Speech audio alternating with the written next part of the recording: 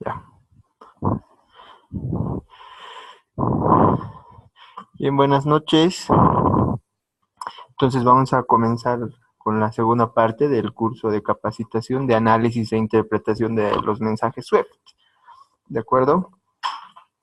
Haciendo un breve resumen de lo que hemos visto en la sesión de ayer, decíamos, ¿no es cierto?, los mensajes SWIFT los contextualizamos dentro del ámbito de los medios de pago, ¿no es cierto? Hemos hecho un repaso de los medios de pago que usualmente se utilizan para liquidar las operaciones de importación o exportación. Principalmente, bueno, hemos visto las transferencias, las cobranzas y las cartas de crédito, ¿no es cierto?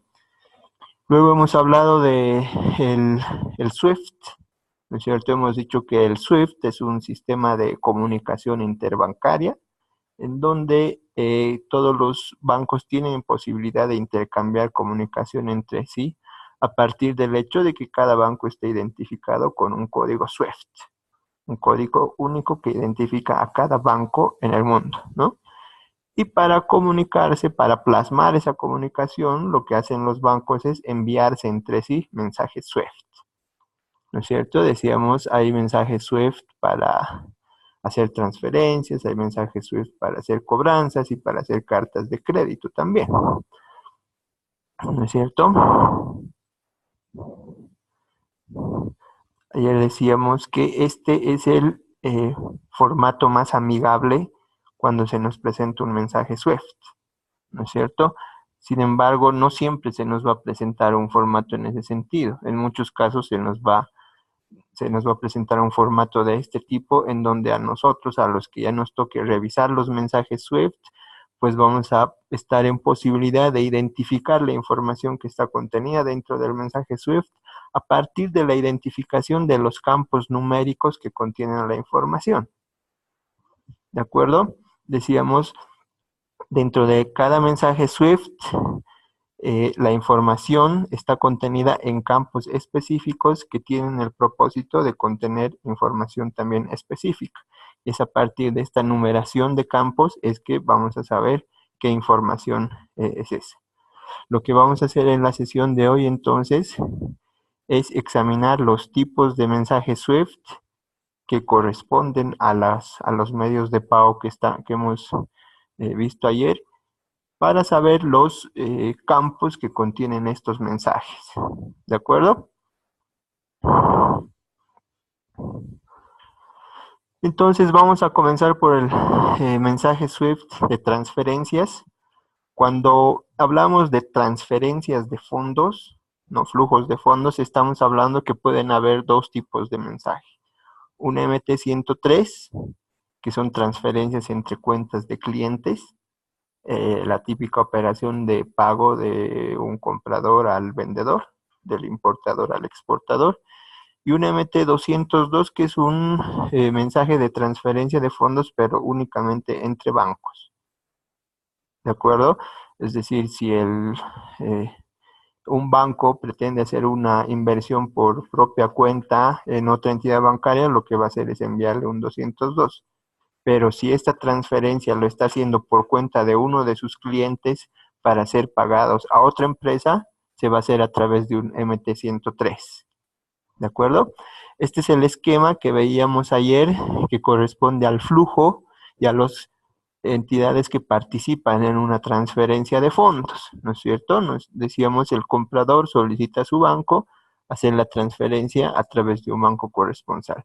En este contexto, el banco remitente lo que hace es enviar un MT-103 a su banco corresponsal, instruyendo que se haga esa transferencia de fondos. ¿De acuerdo? ¿Cómo está compuesto ese MT-103? En este cuadro están descritos a detalle los campos que componen el MT-103.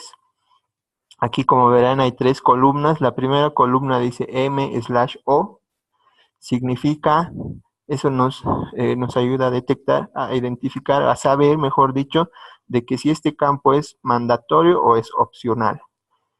Si está indicado con el carácter M, significa que es mandatorio. que significa que es mandatorio, que es obligatorio. Es decir, que ese campo sí o sí tiene que estar en el mensaje SWIFT, en el MT. Siempre va a estar. En cambio, el carácter O significa que es opcional. Dependiendo de la transacción, en muchos casos no se utiliza, a veces sí se utiliza, dependiendo de la operación. ¿De acuerdo? La segunda columna es el número de campo. Y la tercera columna es el nombre que tiene ese campo. Así el campo, en la primera fila, el campo número 20 es un campo mandatorio y que corresponde a la referencia del banco ordenante, es decir, a la referencia que el banco que envía la transferencia le asigna a esa transferencia. ¿No? Si vamos a hablar de cuál es el número de la transferencia, pues nos tenemos que remitir a la información que está en ese campo 20. ¿De acuerdo? El campo 13C es un campo opcional, dice indicación de tiempo, time indication. Es un campo que lo utilizan sobre todo los bancos en Europa cuando quieren condicionar o más bien hacer que las transferencias se ejecuten a cierta hora del día. Es decir, podrían enviar la transferencia hoy a las 9 de la mañana con indicación de que ésta se ejecute recién a las 3 de la tarde, ¿no? Por diversos motivos, ¿de acuerdo? Cuando los bancos envían una transferencia con esa restricción, pues la transferencia se va a ejecutar recién a las 3 de la tarde. ¿Ya? No se usa mucho acá, la verdad nunca vi que haya habido una instrucción de ese tipo, ya sea de transferencias enviadas o recibidas. No, pero sí utilizan bastante en otros países, ¿de acuerdo? El campo 23B, código bancario de la operación. Este es un campo que identifica si se trata de una transferencia de fondos para pagar o si es una transferencia de prueba cuando se quiere iniciar operaciones. Es un campo mandatorio porque ahí básicamente indica si se trata de efectivamente el pago, si es un mensaje de prueba. Los mensajes de prueba siempre están orientados a iniciar operaciones para monitorear los tiempos en que se va a hacer la operación. No es algo que se use con mucha frecuencia, de todos modos. ¿De acuerdo? Los campos 23E y 26T, que son opcionales, también están asociados. ¿Ya? Son códigos de instrucción y códigos de tipo de transacción que se utilizan también en transferencias, sobre todo en Europa. Ahí tienen más regulaciones en cuanto a temas de transferencias y son estos bancos que utilizan estos campos. Acá en Latinoamérica no los utilizamos prácticamente. ¿De acuerdo? El campo 32A nos indica la fecha valor, la moneda y el importe remitido. En el campo 32A lo que vamos a tener y saber es cuál es el monto de la transferencia que efectivamente se ha realizado y la fecha en que se ha realizado, que es lo más importante. Muchas veces por temas de fondeo de fondos o por tema de diferencia de horario, muchas veces los bancos suelen enviar transferencias con fechas valores futuras. Es el típico ejemplo de las transferencias que se hacen a Europa en euros, por ejemplo. Si yo soy cliente si yo soy el banco y viene un cliente y me solicita hacer una transferencia a Europa en euros, yo se la voy a procesar hoy día, martes 27 de marzo, ¿no es cierto? Pero cuando yo mande el MT-103 le voy a poner fecha valor del jueves 29 de marzo. Usualmente los bancos hacen eso. O sea, envían el MT-103 hoy, pero le ponen de fecha valor 2 días después, por un tema de diferencia horaria, principalmente. Y el banco corresponsal lo que va a hacer es procesar esa transferencia recién de aquí a 2 días. ¿De acuerdo? El campo 32B, que es un campo opcional, nos indica la moneda, el importe que originalmente se ha enviado. En el esquema de los bancos, ¿no es cierto? Decíamos, hay un banco remitente, hay un banco corresponsal y a su vez pueden haber otros bancos que intervienen en la transferencia, ¿no es cierto? En toda esa cadena, cada banco soporta cierto costo y por tanto cobra una comisión por el servicio, ¿no es cierto?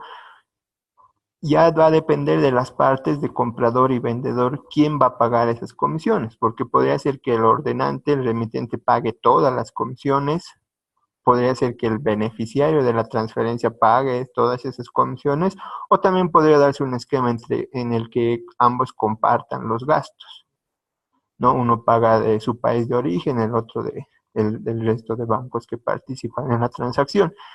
Y esta información que está en el campo 32A y B nos permite detectar, por una parte, esa diferencia. Es decir, el 32B nos va a decir cuánto es el importe originalmente enviado, digamos $1,000, y el campo 32A nos va a decir cuánto es que el banco efectivamente ha enviado, que podrían ser, que va a ser un monto menor, $980. Ahí hay una diferencia de $20 que corresponde a su comisión, que se le está cobrando al beneficiario. Sí. Para quedar claro, el 32B nos indica el total que ha pagado el ordenante, $1,000. Y el 32B, el 32A, el de arriba, nos indica el monto que efectivamente ha mandado el banco, descontando su comisión, $980. ¿De acuerdo? Estos dos campos también sirven también tienen el propósito de describir, también tienen el propósito de dar información respecto a la moneda en que se ha originado la operación y la moneda en que efectivamente se está enviando. Es decir, si yo soy un banco que estoy enviando euros y mi cliente tiene una cuenta en dólares, mi cliente me podría decir, quiero mandar el equivalente de $1,000 en euros. Al tipo de cambio que fuere, mi cliente me dice, mándame $1,000, pero su equivalente en euros. Entonces, en el 32B, en el de abajo, yo voy a decir, mi cliente me ha ordenado $1,000, pero yo estoy enviando 900 euros, digamos, que fuese el equivalente. ¿No es cierto? Entonces, el campo 32 también nos va a permitir identificar esa conversión de monedas. ¿De acuerdo? Y cuando sucede eso, en el campo 36 indica el tipo de cambio que se hubiese aplicado. ¿De acuerdo? Más adelante vamos a ver un ejemplo para entender bien este tema. El campo 50 es donde aparece el ordenante de la transferencia, ¿no? Que ese es un dato muy, muy relevante. Aparece el nombre, la dirección, el número de cuenta de la parte de la entidad que ha ordenado esa transferencia. Luego en el campo 51A aparece el dato del banco remitente, si es que fuese otra entidad bancaria quien me ha pedido a mí hacer la transferencia. Podría ser que yo sea un banco muy grande y hay otro banco más pequeño que no puede hacer transferencias al exterior, pero me pide a mí que yo le proporcione el servicio de enviar transferencias para sus clientes. Entonces yo envío esa transferencia, pero indico que en el campo 51 indico quién es ese banco que está enviando esa transferencia, ¿no? Actualmente casi todos los bancos locales en Bolivia proporcionan el servicio de transferencias. ¿No? Ayer hemos visto una lista de los bancos locales que tienen su código SWIFT, ¿no es cierto?, para operar.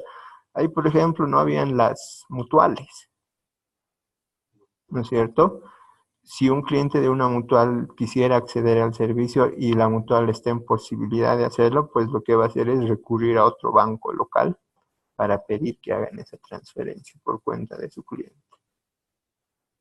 ¿no?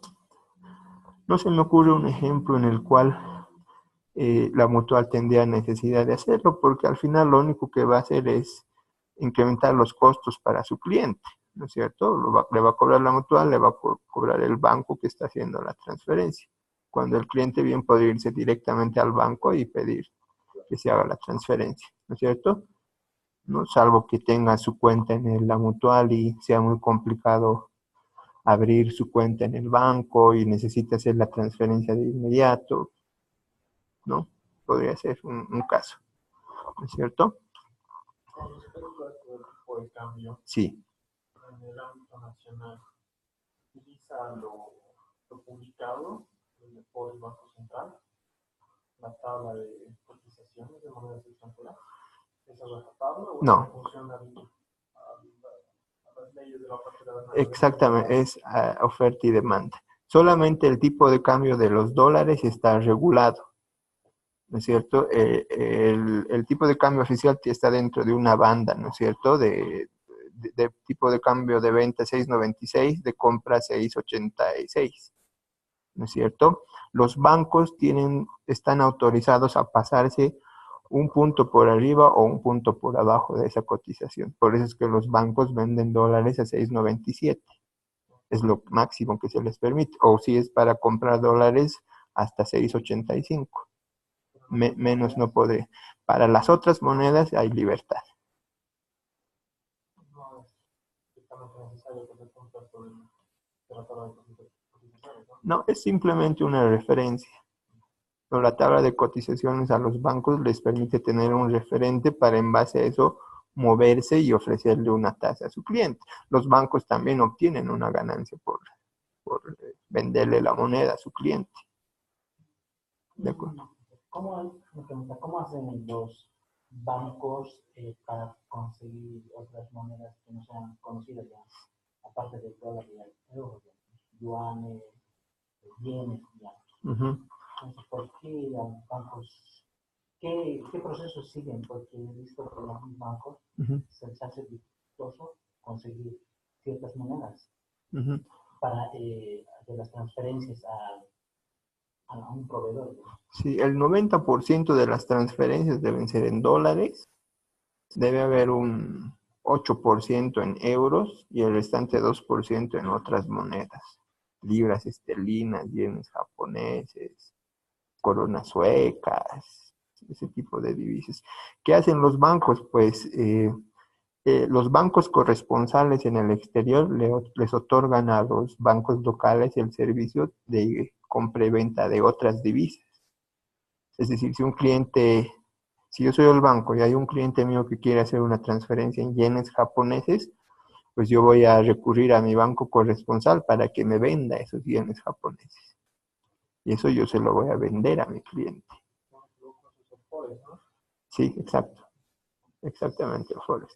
Ayer veíamos las categorías de mensajes, ¿no es cierto? Dentro de la categoría 3 están los mensajes que utilizan los bancos para comprar monedas. Respecto al Forex es muy importante, ¿no? Cada día puede cambiar. Cada 5 minutos. Es bien dinámico, y incluso es bien dinámico. Pero ¿cómo hacen la práctica acá los bancos locales para conseguir, digamos, yuanes?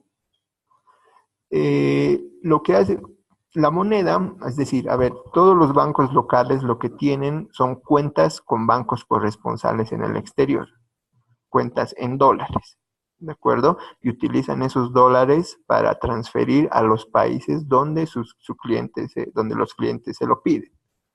¿De acuerdo? Cuando hay una solicitud, por ejemplo, de hacer una transferencia en yenes japoneses, lo que hace el banco local es pedirle a su corresponsal que debite su cuenta en dólares y le venda los yenes.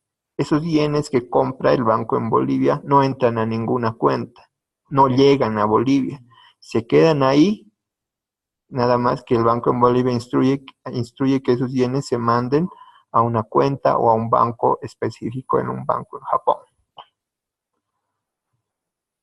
No hay un ingreso efectivo de esas divisas al país, ni siquiera a la cuenta, porque no tiene el banco en Bolivia una cuenta en yenes japoneses. Exactamente, es como que yo vaya a una casa de cambio ahí, ¿no es cierto? Me compro los pesos argentinos en efectivo, por ejemplo, eso no lo puedo depositar en ninguna cuenta, sino está ahí hasta que yo le tenga que agarrar ese efectivo y pagarle a alguien a quien tenga que pagarle. sucede algo similar con este caso.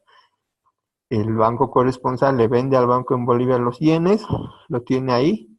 Estamos hablando de transferencias electrónicas, ¿no es cierto? Lo tiene ahí, inmediatamente hacia el traspaso al banco en Japón. Todas las transferencias pasan por la supervisión digamos, de Estados Unidos, ¿no? Pasa por ese país, ¿no? Si los bancos corresponsales están en Estados Unidos, sí. Si el banco en Bolivia tuviera un corresponsal en Alemania, digamos, que le vende los yenes japoneses, pues eso no va a estar controlado por las autoridades de Estados Unidos, porque estamos hablando de un banco alemán que opera en Alemania y se rige bajo las leyes de Alemania. No, pero si se trata de un banco corresponsal que está ubicado en Estados Unidos, sí se somete a los controles. Eso sí. ¿De acuerdo?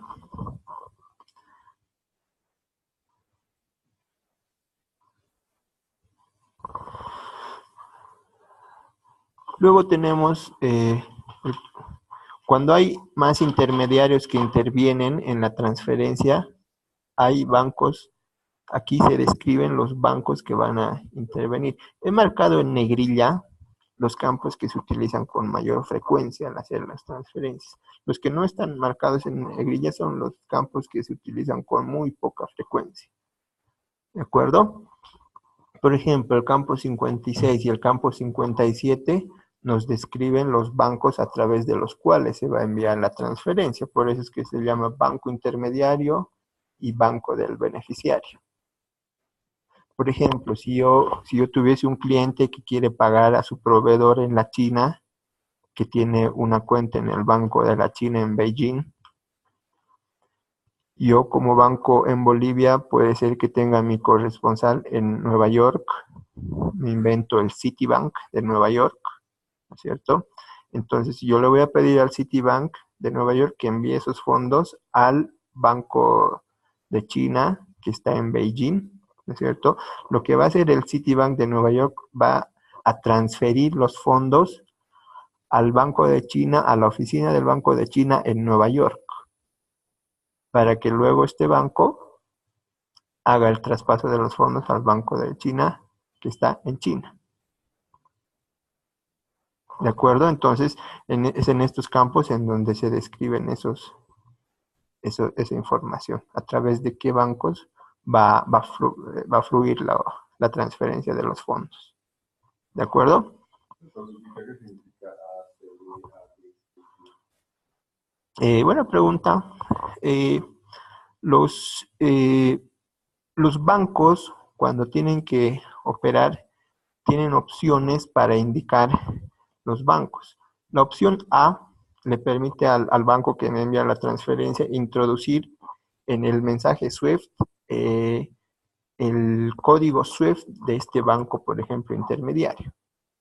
Ingresa el código SWIFT y con eso le basta al sistema para identificar cuál es el banco al cual corresponde la transferencia, ¿no es cierto? Porque decíamos que el código SWIFT es un código único de identificación. La opción C permite simplemente indicar un número de cuenta. Es decir, si yo, Banco de Bolivia, tengo una relación de corresponsalía con un banco intermediario en Estados Unidos y tengo 3 cuentas, la cuenta 1, la cuenta 2 y la cuenta 3, yo podré utilizar el campo C para poner ya sea el número 1, el número 2 o el número 3, indicando el número de cuenta del cual quiero que retiren los fondos para hacer la transferencia. Ahora, si no tengo el código SWIFT y tampoco tengo número de cuenta, en la opción D simplemente escribo Citibank de Nueva York de Estados Unidos. Y es mi corresponsal quien se va a encargar de buscar el código SWIFT de ese banco para posteriormente enviar la transferencia. Estos ya son temas técnicos ya muy específicos que lo van a aplicar los operadores en los bancos a la hora de hacer la transferencia. En el fondo es simplemente una cuestión de formato. Tener el código SWIFT Y si no tienes eso, tienes una cuenta. Y si no tienes eso, pues simplemente tienes el dato del nombre del banco, la ciudad y país. En función de la información que el cliente tenga, en función de eso, el banco va a decidir cuál es la mejor alternativa de usar en este caso, la A, la C o la D. Lo que a nosotros nos tiene que interesar es lo más adelante, el campo 56, que es el banco intermediario. ¿De acuerdo? Nosotros sabemos que el 56 es el banco intermediario en la transferencia. ¿Sí? En el campo 59 está el beneficiario. En el campo 70, la información de la transferencia. El motivo de la transferencia. Ese es un dato muy relevante, ¿no es cierto? Porque al final el motivo de la transferencia dentro de un mensaje SWIFT es una información muy relevante para efectos de control, de fiscalización, ¿no es cierto? Si un importador dice que está utilizando esto para pagar la importación de cierta mercadería, pues eso debería aparecer acá. Es opcional. El campo es opcional, o sea, podría no haber información en ese caso. Entre comprador y vendedor saben para qué están haciendo ese pago. No necesitan proporcionar ninguna información adicional. Lo que sí es importante o lo que sí es necesario es para los bancos conocer, por temas regulatorios, conocer el motivo de la transferencia. El campo es opcional dentro del sistema SWIFT, pero por normativa lo que van a hacer los bancos es exigirle a sus clientes que sí o sí pongan un motivo de la transferencia. ¿De acuerdo? Técnicamente el mensaje SWIFT podría ir con ese campo vacío en blanco, pero el banco que ejecute esa transferencia no lo va a permitir, porque sabe que por motivos regulatorios necesita la información de cuál es el motivo de esa transferencia. ¿De acuerdo?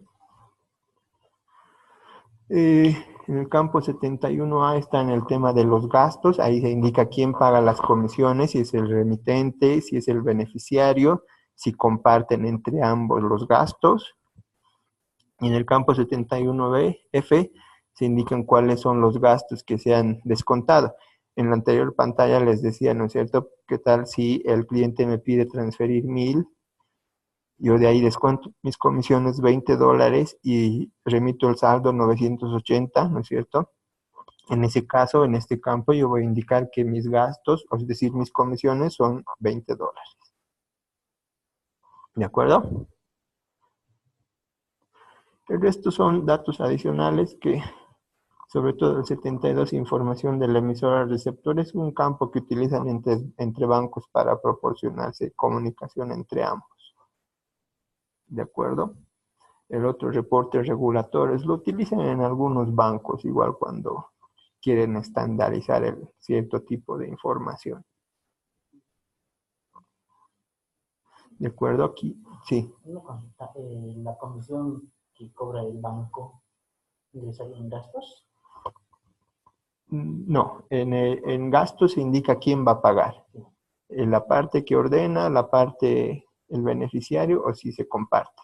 Hay 3 códigos que se ingresan en este campo. Código hour, share, que se escribe SHA, SHA, o BEN, que es BEN de beneficiario. Cuando es hour significa que el ordenante cubre todas las comisiones, paga todas las comisiones. Cuando es share en inglés es compartir, significa que ambas partes pagan la parte que les toca. Y cuando dice BEN de beneficiario, significa que es el beneficiario quien paga todas las comisiones. Ese código iría en el 71A y el tema de las comisiones del emisor iría en el 71F. ¿De acuerdo? Veamos acá. Acá tenemos un ejemplo. Este es un MT-103. Esta es una transferencia recibida en Bolivia, enviada por el Dresdner Bank de Alemania, dice ahí. La recibe el Banco de Bolivia S.A., por ejemplo, ¿no? Aquí igual, en las 2 primeras columnas está la identificación del campo y aquí Está ya la información del ejemplo que estamos viendo, ¿sí? Referencia del banco ordenante. Es la referencia que le asigna, ¿no? Transferencia 1, 2, 3. Código bancario de la operación, CRED. Esto ustedes van a ver que siempre aparece ese código. Es como les decía, es el que se utiliza siempre. CRED. La fecha, valor, moneda, importe. Aquí les decía, en la fecha, ¿no es cierto? El formato en Swift es de 6 dígitos con año, mes y día. Esto significa que esto es el 1 de marzo del 2018. Se remitieron $99,970. El 32B, moneda e importe ordenado, $100,000. Es decir, el que remitió la transferencia pidió mandar $100,000. Pero el banco efectivamente mandó $99,970. Es decir, descontó $30. Una comisión de $30. ¿Sí? En el 50K, el ordenante, ¿no es cierto? Su razón social, su dirección, su ubicación, Frankfurt, Alemania. El banco intermediario. En el 56A, el Citibank de Nueva York. Ahí está su código SWIFT.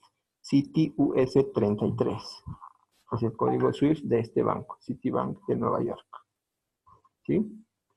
En el 57A, el banco del beneficiario. Aquí nos estamos inventando un código SWIFT de un banco en Bolivia. Bolibol X, Banco de Bolivia, de La Paz, Bolivia. El beneficiario, ahí está su número de cuenta, su razón social, su dirección, ciudad y país. ¿De acuerdo? Información de la transferencia. Aquí ustedes ven que dice INV 14. INV es una abreviación de invoice, que significa factura, ¿no es cierto? Esto significa que esta transferencia está siendo utilizada para pagar la factura número 14, que corresponde a la venta de sillas y mesas de madera roble en ese ejemplo. Gastos beneficiario. Beneficiario significa que todas las comisiones las paga el beneficiario. Y en gastos del emisor, $30, que son las comisiones que se ha descontado el banco emisor de la transferencia. Una pregunta. Sí. Para poder respaldar una importación a la aduana, Sí. cuando son montos elevados, se debe presentar de respaldo la transferencia bancaria del SWIFT. En el campo 70, ¿cómo debo hacer, digamos, para respaldar una importación? Tengo la factura para que vaya en el SWIFT, así, el invoice número 14, sillas y mesas de roble, para que pueda, porque digamos, al momento de la operación simplemente se llena un formulario y ese formulario es un campo muy pequeño que los jefes de agencia y los que procesan en caja no hay esa disponibilidad de poder llenar específicamente así invoice 14 sillas y mesas de roble. En el futuro no se tenga ningún problema con la aduana porque sería utilizado. Claro, o sea, tú dices, yo necesito poner información, pero en el banco te dicen que no hay suficiente información, espacio. O no tienen la predisposición, sobre todo es la predisposición para ayudar, porque este es un campo bien generoso, son 4 filas de 35 caracteres, entonces hay mucha información para ingresar. Obviamente, si no sabes tú, cada fila, si no sabes tú y no sabe tampoco el operador, el cajero, pues él siempre te va a decir, no se puede, ¿no es cierto? Lo que hay que procurar de hacer es, lo que se recomienda, lo que yo recomendaría es siempre tratar de abreviarlo, ¿no? Ahora, no sé en la aduana qué tan necesario es de que acá aparezca un número de factura. Sí, son exigentes. Cuando un despacho ha sido sometido a un control diferido, y el importador debe de presentar documentos respaldatorios, ¿ya? Y probatorios que sean fehacientes. En este caso, o sea, son exigibles el SWIFT.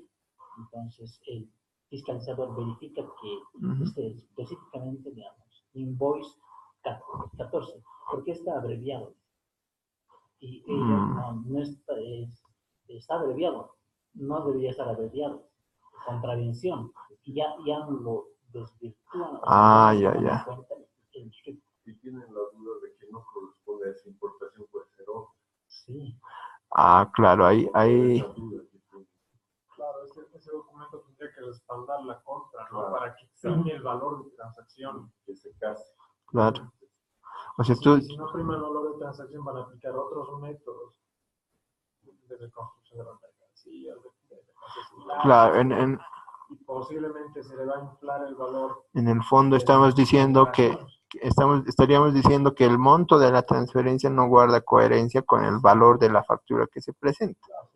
Y lo importante es que esto sea un descargo, ¿no? Y Para no, que no, prime ese valor. pero no debería ser así, ¿no?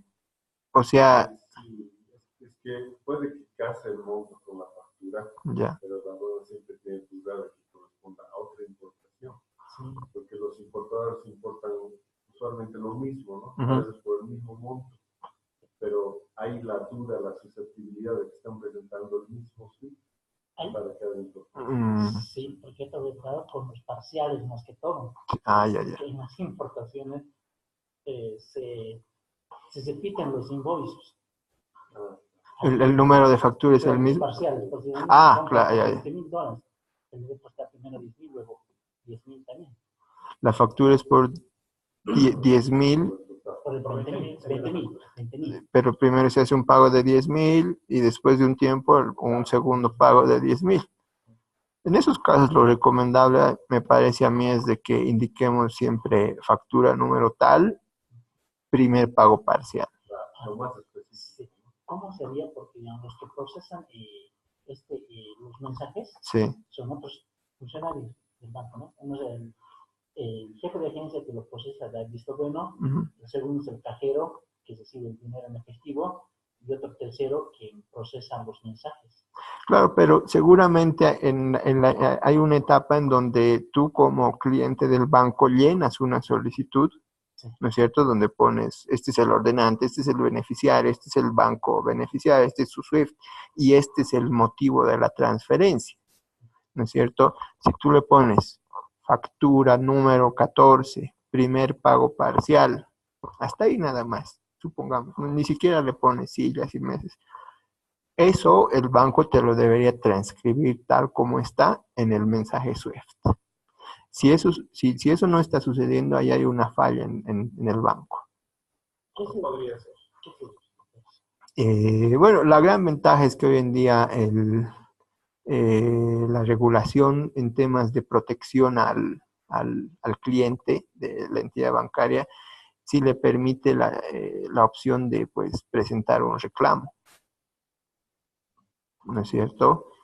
Y ya muchas entidades saben que los mensajes SWIFT se utilizan para efectos de control posterior y saben de que esa información del motivo de la transferencia es muy importante y de que lo tienen que respetar al pie de la letra. Ahora, yo he visto en muchos casos que puede ser que haya habido un error en el banco o que, por ejemplo, no se haya mencionado que es un pago parcial. No se ha dicho nada, simplemente se ha hecho. En esos casos, lo que los clientes pueden hacer es pedir una modificación y lo que los bancos pueden hacer es hacer una modificación, una enmienda en el contenido de ese campo, ¿no?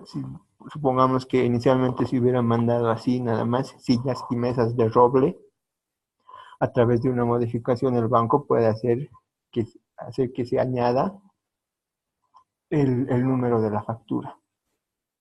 Lo que sí hay que tomar en cuenta es de que cuando se hace esa modificación o esa enmienda, no es que se mande un mensaje idéntico otra vez, sino es un mensaje diferente, que es sobre todo un mensaje de texto, en donde dice, en el campo 70 decía así, sillas y mesas de roble, ahora adicionalmente queremos que se complemente el dato de la factura, que es este, número 14, una complementación. Ahora, ¿tenemos alguna norma base, algún procedimiento con respecto a la emisión de estos mensajes SWIFT?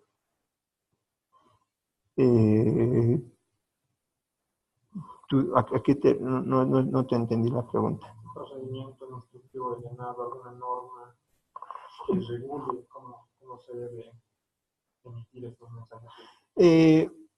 Bueno, claro, son reglas de aplicación que la van a utilizar estrictamente los bancos, ¿no es cierto? Porque son ellos los que preparan los mensajes SWIFT, ¿no es cierto? Ellos sí tienen manuales, ¿no? En donde lo que me preguntaban hace rato, en donde ellos saben en qué casos van a utilizar el 57A, en qué casos van a utilizar el 57C, el 57D, o en qué casos van a utilizar este código INB,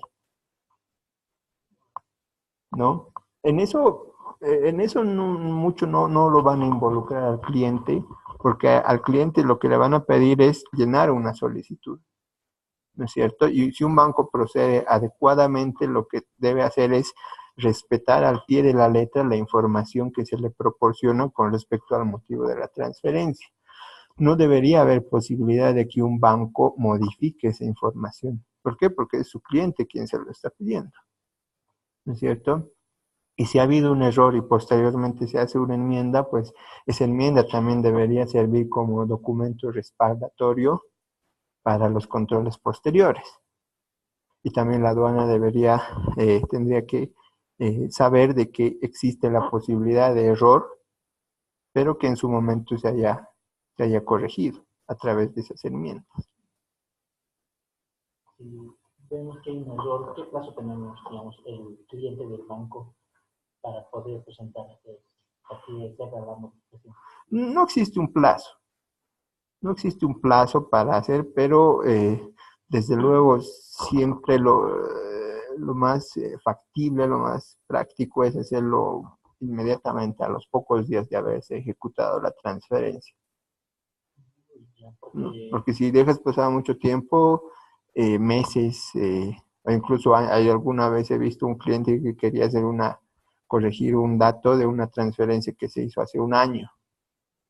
Primero que le genera costos adicionales al cliente, ¿no es cierto? Y toma un poco de tiempo hacer esa modificación, ¿no? Y segundo que no sé, no recuerdo si le habrá sido de utilidad hacer esa modificación después de un año. Tal vez sí para demostrar ante la autoridad que se ha procedido a hacer la corrección con el fin de estar respaldado, ¿no? No hay un plazo establecido para hacer enmiendas, pero lo recomendable es hacerlo a los días después de haberse efectuado. ¿Sí? ¿Se puede hacer las dos veces modificaciones o una sola vez? Se puede, no hay un ¿Límite? no hay un límite para hacer las modificaciones. No existe un límite para las modificaciones, ¿no?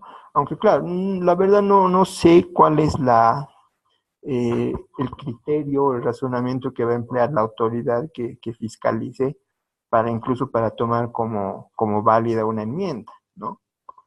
O no sé si ellos tendrán ciertos criterios para definir plazos. Eso no sé. A ver, yo poniéndome en el lugar del fiscalizador, ¿no es cierto?, cuya labor es cuestionar, ¿no es cierto?, a ver, indagar la veracidad de toda la información, de repente podría resultar no muy confiable el ver que se han hecho varias modificaciones a un mismo punto, ¿no es cierto? Entonces, ahí como que entra, en la medida en que esto no esté reglamentado o regulado, me refiero a los controles, siempre vamos a caer un poco como en la subjetividad. Mi experiencia que tengo, Sí. la transferencia, el invoice, ya lo han volcado al número 8, 9, pero han colocado 9 y 8, Volteado. está invertido. Sí. Tenía fiscalizaciones, he solicitado, se hizo la enmienda, Sí. con un certificado se presentó a fiscalización y me aceptaron. Perfecto. Claro, porque era un documento de una entidad financiera y de acuerdo al Código de Comercio me han aceptado. Claro. Bueno. Entonces, Claro, ahí me parece que ha habido mucho criterio en analizar el caso y ver que sí, evidentemente hubo un volteo de números, ¿no? Hacer una cosita más. Sí. Este campo 70 como es opcional Sí. para el banco corresponsal no debe ser de suma importancia. O sea, no debe verificar el número de factura o tanto así el detalle, sino más se preocupan de la transferencia. Ahí entra mucho temas de normativa local. Cada país tiene su propia normativa en cuanto a los controles que se hacen sobre los flujos de transferencias.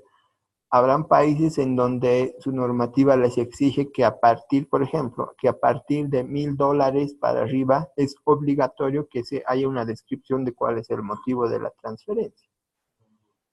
Y menos de $1,000, si quiere lo ponen, si quiere no lo ponen.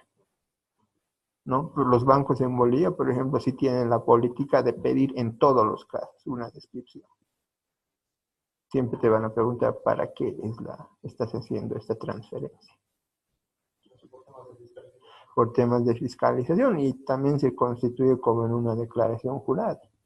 Si el día de mañana tienes que demostrar, pues obviamente tiene que ser coherente con lo que has dicho, ¿no? No podrías por salir del paso ponerle cualquier cosa y después decir, no, es que no, le puse eso por la prisa, ¿no? Tiene que ser información verídica. Eso es muy importante. No, claro, incluso podría surgir la susceptibilidad de que se cometa Lavado de dinero y demás cuestiones, ¿no? Hoy en día las políticas de control del lavado de dinero y demás son muy estrictas, sobre todo con los bancos en Estados Unidos. Se observan muchas cosas, ¿no? Se da con mucha frecuencia que los bancos locales, después de haber hecho la transferencia, le piden más información a su cliente. A ver, me has dicho que corresponde a una venta de tu factura número 14. Necesito que me proporciones esa factura. ¿Dónde estás vendiendo? A la China. ¿Me puedes pasar una copia de tu Bill of Lading, del BL? No, es como si fuera en la aduana, ¿no es cierto? Hoy en día los bancos ya están siendo más estrictos por temas regulatorios porque muchas veces los bancos en Estados Unidos exigen esa información adicional a los bancos en Bolivia. Cuando encuentran transacciones, no diremos sospechosas, pero sí transacciones que llaman la atención. ¿Sí?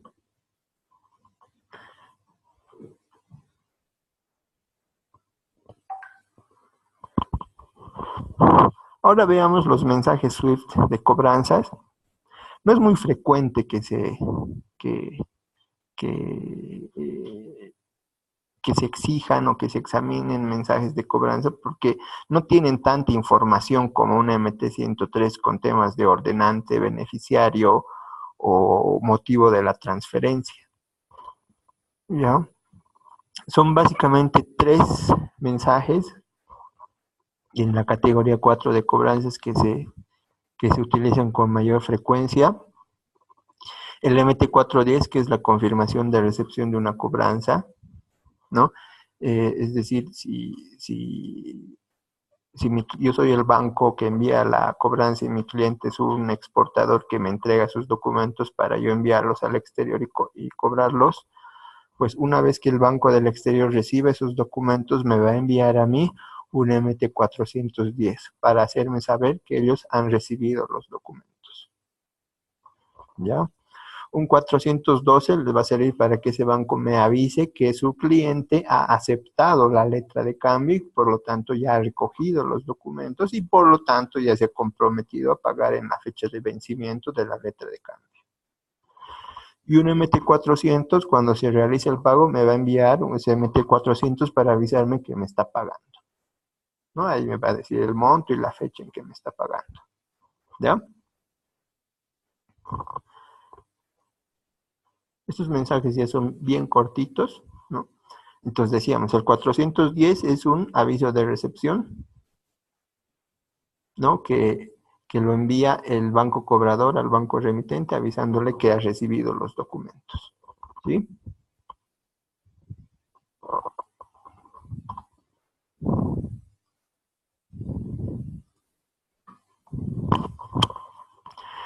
Este es el esquema. Como son mensajes cortitos, en una misma diapositiva, arriba he visto la identificación de los campos y abajo el ejemplo. Vámonos directamente al ejemplo, porque son más cortitos, más fáciles de entender. Igual es una cobranza de exportación, en donde el Banco de Bolivia ha mandado la cobranza al banco, en este caso Dresdner Bank en Alemania. La referencia del emisor, el banco en Alemania le asigna ese número de referencia a la cobranza. El número de la cobranza, COL 123, es la referencia que el banco que ha enviado la cobranza le ha asignado, ¿no?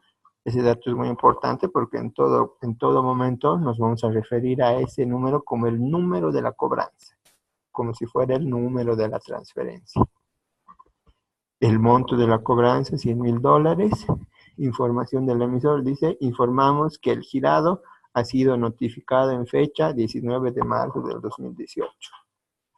¿No? Es decir, el banco en Alemania me está diciendo que ha recibido los documentos y que ya le ha avisado a su cliente que han llegado esos documentos. ¿No es cierto? Entonces, con eso yo a mi cliente le digo, hoy me confirmaron de que ya han recibido los documentos y ya le han avisado a tu cliente. Entonces, mi cliente inmediatamente ya puede contactarse con su comprador y decirle, y ya estoy esperando que hagas el pago nomás y que recojas los documentos, si es a la vista. O si es con aceptación de letras, le dirá ya está lista para que aceptes la letra y recoges los documentos. ¿Sí?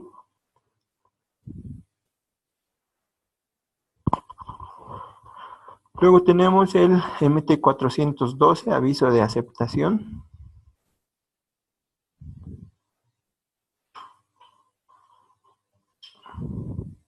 Aviso de aceptación, ¿no? Que igual lo manda el banco cobrador al banco remitente en el momento en que el comprador ha aceptado las letras de cambio y ya ha recogido los documentos para retirar la mercadería. ¿Sí?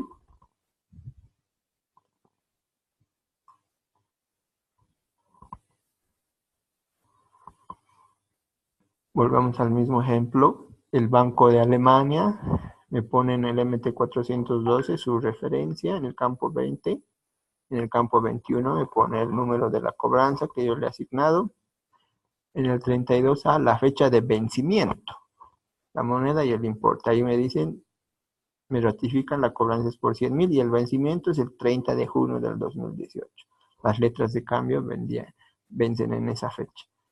Información adicional me dice, mantenemos la letra de cambio bajo nuestra custodia y a disposición de ustedes, ¿no? ¿Qué significa eso? Que si yo necesito que manden la letra de cambio a Bolivia, le puedo pedir. O si no necesito, puedo decirles que lo tengan bajo su custodia. ¿De acuerdo? Luego tenemos el aviso de pago, el MT400, que igual lo va a mandar el banco cobrador al banco remitente en el momento en que ejecute el pago. Este mensaje ya es un poquito más largo y en varios campos es similar al MT103. En este ejemplo, ¿no? El Banco de Alemania le pone en el campo 20 su referencia, en el campo 21 le pone mi referencia, collection 123, call 123, el importe que le ha cobrado a su cliente $100,000 y el importe que está transfiriendo, que está mandando, $100,000 el 15 de marzo del 2018. ¿Cuál es su corresponsal? Este es el Dresdner Bank de Alemania, que lo está enviando a través del Dresdner Bank de Nueva York, a través de mi corresponsal, que es el Citibank de Nueva York. Y en la información que me proporciona me dice, por favor, confirmen la fecha de pago al girador. O sea, me piden que yo les avise en qué fecha le estoy pagando ya a mi cliente para completar todo el ciclo. Pero en este mensaje el banco ya ha cobrado al... Sí. Exacto, este es el aviso de que ya está pagando. Y eso supone, como tú bien dices, de que ya le ha cobrado al comprador de la mercadería. Estos tipos de mensajes pueden ser progresivos en una misma operación de compra-venta internacional. Dentro de una cobranza, sí. Uno viene después de otro. Sí, exactamente. En todo caso, ese sería la última... La última etapa. mensaje que se va Sí, a enviar. el del pago. No, es el último. Es el último, porque con esto ya se está pagando y con eso termina la operación. ¿Qué es entonces el respaldo que presenta la declaración? Sí, sí, exacto. Si lo que se les pide es un respaldo del pago, este es el mensaje que, En cobranza. que les va a servir en cobranzas. ¿No? MT400, ¿no? MT4. Siempre lo cumple. Sí. MT400. No siempre. Es buena la puntualización que haces. Hay veces en que dentro del mismo sistema SWIFT, los bancos, decíamos a un principio, ¿no? Dentro del sistema SWIFT, los bancos intercambian comunicación a través del envío de mensajes. Antes de hacer eso, tiene que haber técnicamente se conoce como un intercambio de claves entre ambos bancos para que puedan enviarse mensajes entre sí. Cuando no existe ese intercambio de claves, no pueden mandarse este tipo de mensajes MT400. Se mandan otro tipo de mensajes que se llaman MT999, que son mensajes simples de texto, como un correo electrónico, en donde ya no estará estructurado así, simplemente dirán, en fecha 15 de marzo del 2018 les estamos pagando el importe de $100,000 a través de su corresponsal, el Citibank. Por favor, confírmenos la fecha de pago al girador. Así textual. ¿No es cierto? Igual, ese te sirve como respaldo del pago. Es buena la pregunta que haces, porque no siempre va a haber este formato. Yo me iba por el hecho de que este sistema es pues, un sistema universal y armonizado. Como entiendo, ¿no? Es armonizado, es universal, está estandarizado, pero antes, entre cada banco tienen que cumplir un paso inicial. No es como un intercambio de llaves, algunos les llaman. Para poder utilizar estos códigos. Sí, para poder enviarse esos mensajes, esos tipos de mensajes. Si es que no su completo del MT400 será un MT999. A través de su código va a haber la confirmación de la visa de pago. Sí, en esencia va a contener la misma información, pero en un formato de texto. Sí. ¿De acuerdo? Eso entonces en cuanto a los mensajes de cobranzas. Ahora vamos a ver los mensajes SWIFT de las cartas de crédito, ¿no? Estos ya son más extensos. Sí. Breve consulta. El MT es un acrónimo. Message type, tipo de mensaje. Sí, cuando digamos MT tantos, estamos refiriéndonos a los mensajes SWIFT, ¿no? Está en una de las diapositivas que hemos visto ayer. En cartas de crédito, ahí vamos a ver 4 tipos de mensajes principales. Está el de emisión de carta de crédito, el MT700, el de aviso de carta de crédito, el de transferencia de carta de crédito y el de enmienda de carta de crédito.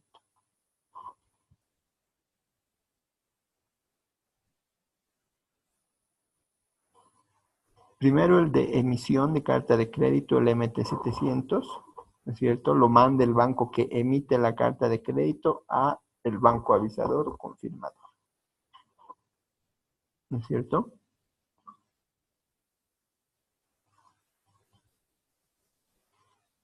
Y en el contenido del MT700 están toda la información que debe haber en una carta de crédito. A ver, vamos a ver rápidamente esta parte. Con el ejemplo lo vamos a entender más fácil, pero yo les voy a describir ahora qué información va en cada campo, ¿ya? Campo 27, secuencia de mensajes. Cuando las cartas de crédito son textos muy ampulosos, se envían en 2 partes. En una primera parte y en una segunda parte. En esos casos, en este campo se indica que este mensaje es de la primera parte y el segundo sería la segunda parte, ¿ya? En el 40A, tipo de carta de crédito, ¿qué se ingresa ahí? Ahí se ingresa el tipo de la carta de crédito, si es irrevocable o si es revocable, ¿no es cierto? Lo que hablábamos ayer. Si es transferible, irrevocable, si es revocable o transferible. ¿No es cierto? Ayer veíamos tipos, unas eran irrevocables, otras revocables. En ese campo indicamos qué tipo de es y si es transferible o no es transferible. Hay una segundo grupo de tipos de cartas de crédito que se llaman las stand-bys. Esas ya son garantías bancarias. Son diferentes a los medios de pago. ¿Ya? Pero se los menciono aquí porque en ese campo se pone esa indicación, ¿no? Pero conceptualmente y en la dinámica es diferente a las cartas de crédito que estamos viendo. ¿De acuerdo? Esto de las stand-bys. Había 4 tipos de cartas de crédito. Vamos a ver eso en otro campo. ¿No es cierto? A la vista, diferido, a eso te refieres, ¿no es cierto? No, el tipo de cartas de crédito. 4 irrevocables. ¿No es cierto? Decíamos, las cartas de crédito pueden ser revocables o irrevocables. Esa es una variante. Otra variante pueden ser transferibles o intransferibles. Es otra variante. Pueden ser confirmadas o sin confirmar. Es otra variante. Por la forma de pago puede ser a la vista, puede ser diferida, puede ser por aceptación o puede ser por negociación. Es otra variante. Como verás, hay 4 variables en donde pueden haber combinaciones. ¿Ya? El stand-by, usan ese término de stand-by siempre en los bancos. La carta de crédito stand-by es otro instrumento que no es un medio de pago. Es una garantía bancaria. ¿Ustedes saben cómo funciona o qué es una boleta de garantía? ¿No es cierto? Sí. Para garantizarse, ¿no es cierto? En el ámbito aduanero, por ejemplo, muchas empresas que tienen que traer equipos temporalmente para utilizarlos en una obra, ¿no es cierto? Este tipo de equipos que se importan se acogen a un régimen aduanero de admisión temporal, ¿no es cierto? ¿No? El propósito es de que esos equipos llegan por un tiempo determinado y tienen que salir en el mismo estado, ¿no es cierto? Después de cierto tiempo. ¿Por qué se van a utilizar para una obra? El teleférico, digamos, que ha traído unas grúas inmensas que cuando terminen se las van a volver a llevar afuera, ¿no es cierto? Lo que hace la aduana, ¿no es cierto?, es a la aduana tienen que asegurarle de que esos equipos van a volver a salir en un tiempo, no es que se van a quedar en Bolivia, ¿no es cierto? Y para asegurarse eso, lo que hace la aduana, pedirle a la empresa Doppelmayr una boleta de garantía por los tributos que implicaría si es que esos equipos se quedarían en Bolivia, es decir, si fuera una importación definitiva, digamos. ¿No es cierto? Entonces, la empresa constructora Doppelmayr va al banco donde me pide una boleta de garantía, yo le entrego esa boleta de garantía a favor de la aduana para cubrir los tributos aduaneros y demás. Doppelmayr le entrega esa boleta de garantía a la aduana, ¿no es cierto? Y bueno, terminada la obra, tienen que salir los equipos. Si se quedan los equipos en Bolivia o no demuestra Doppelmayr frente a la aduana que esos equipos han salido, pues la aduana va a ejecutar esa boleta, me va a cobrar a mí al banco. Y luego yo tengo que cobrar. En ese escenario, la boleta de garantía está sirviendo como una garantía. Yo, banco en Bolivia, le estoy garantizando a Doppelmayr sus obligaciones frente a la aduana. En este campo, cuando hablamos de cartas de crédito stand-by, la lógica es exactamente la misma.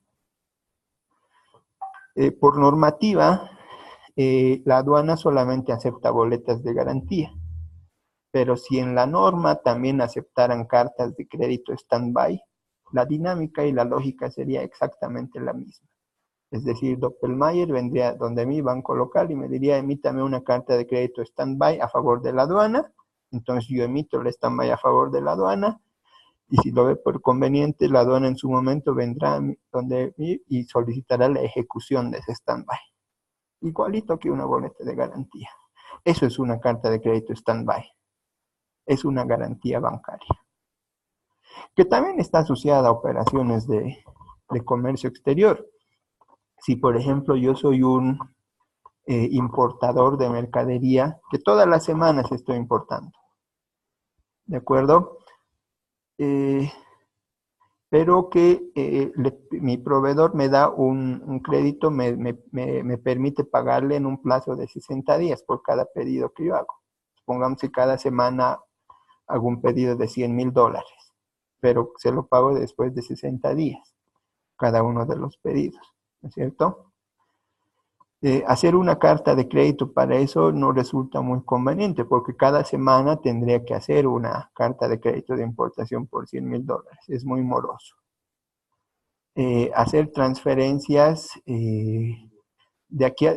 Sí, se hace, es bastante simple la transferencia. Puede hacerlo dentro de 60 días, pero ahí hablábamos uno de los riesgos que tiene el vendedor. El vendedor así por así no me va a aceptar que le pague después sin no tener nada como contraparte. En ese escenario me pedirá el proveedor una carta de crédito stand-by de $1 millón, digamos. Entonces yo, importador, voy donde mi banco en Bolivia, le pido que emita una stand-by a favor de mi proveedor en el exterior por $1 millón, que sirve como una garantía por una línea de crédito que me está otorgando mi vendedor. Entonces yo hago los pedidos semanales de $100,000, le pago de aquí a 60 días, y si no le pago el día que hemos convenido, mi proveedor va a ir al banco y va a decir: quiero que me ejecuten la stand-by por $100,000.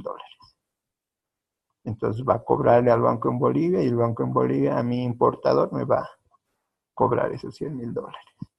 En ese escenario, la stand-by funge como una garantía. En caso de incumplimiento, si el importador no haya pagado como han convenido dentro del tiempo. Es como si fuera una línea de crédito. Y también los bancos tienen que verificar los documentos que haya efectivamente despachado el exportador para... Puede ser, digamos, es más versátil este instrumento, la carta de crédito stand-by. Una boleta de garantía es a simple presentación del documento, pero en un stand-by se puede decir a simple presentación de una carta, o presentación de una carta más un acta que demuestre que la empresa X ha incumplido, ¿no es cierto? O una resolución de parte de la aduana en donde certifique que Doppelmayr ha incumplido sus obligaciones respecto a la reexportación de los equipos, por ejemplo. Es más versátil. Se puede pedir una carta simple o una serie de documentos. ¿De acuerdo? Así es como funciona un stand-by. Respecto a la comisión, yo importador, ya para minimizar mis gastos, ¿cuál sería conveniente dentro de los tipos de cartas utilizar? ¿Cuál me resulta, digamos, pagar menos comisión, gastos al banco? Al final, en términos de gastos, el de la transferencia siempre va a ser el menos costoso. No solo por la comisión del banco, sino porque lleva consigo otros trámites adicionales.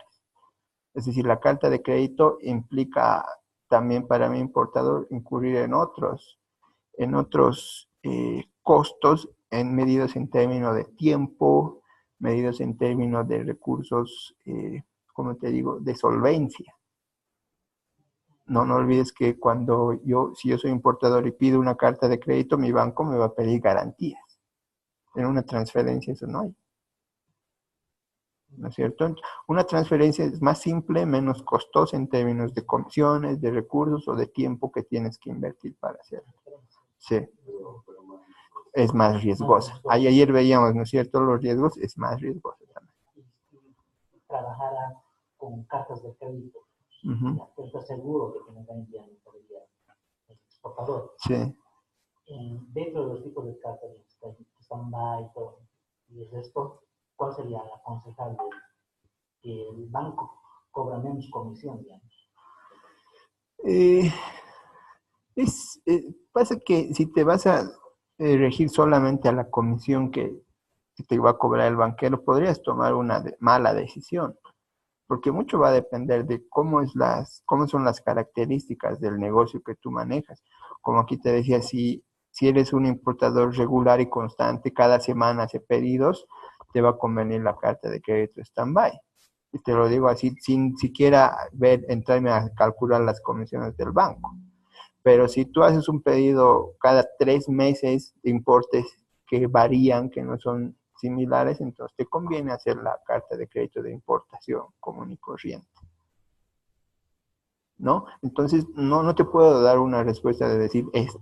Depende de cómo esté estructurada la operación entre comprador y vendedor. ¿Sí? No, está bien. En el campo 20, el número de la carta de crédito. En el 23, la referencia del preaviso. Hay veces que se envía un preaviso de las cartas de crédito y ahí se indica con qué referencia se ha hecho ese preaviso, la fecha de emisión de la carta de crédito, las reglas aplicables. Ahí se indica cuáles son las reglas que se aplican. Ayer hablábamos de la publicación UCP 600 de la Cámara de Comercio Internacional. Si ese es el caso, se pone este código UCP Latest Version, UCP última versión, ¿no? Aquí hay otras reglas aplicables que también aplican en otros casos. Para stand-by son las ISP. Cuando hay presentación de documentos electrónicos, hay también unas reglas particulares. ¿Ya? Esto por si acaso está en las diapositivas, ¿verdad? Sí. Sí, no se preocupe.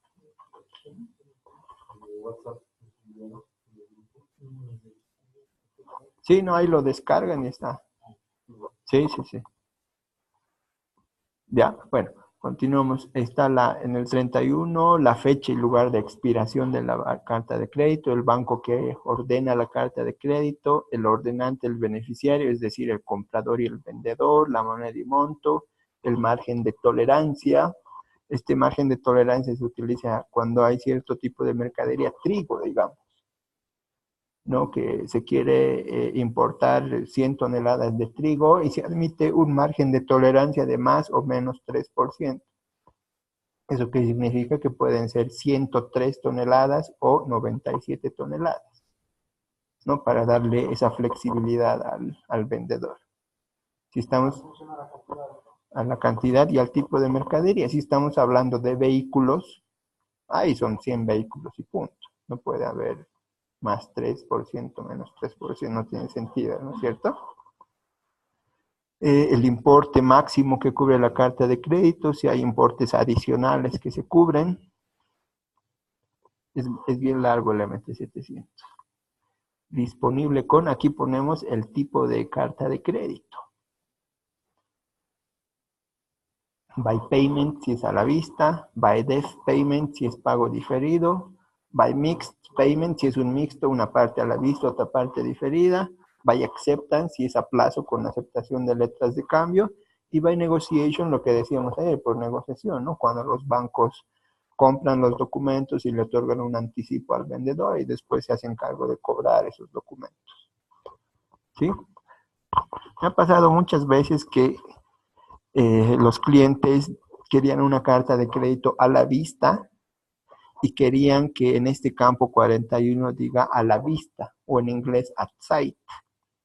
Me decían, mi proveedor quiere que diga at sight, si no, no me va a aceptar la carta de crédito.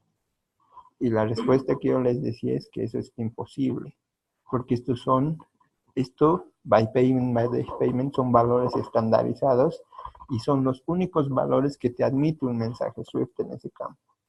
No la explicación al cliente y que así necesario igual explicarle al proveedor que by payment significa a la vista. ¿De acuerdo? Sí.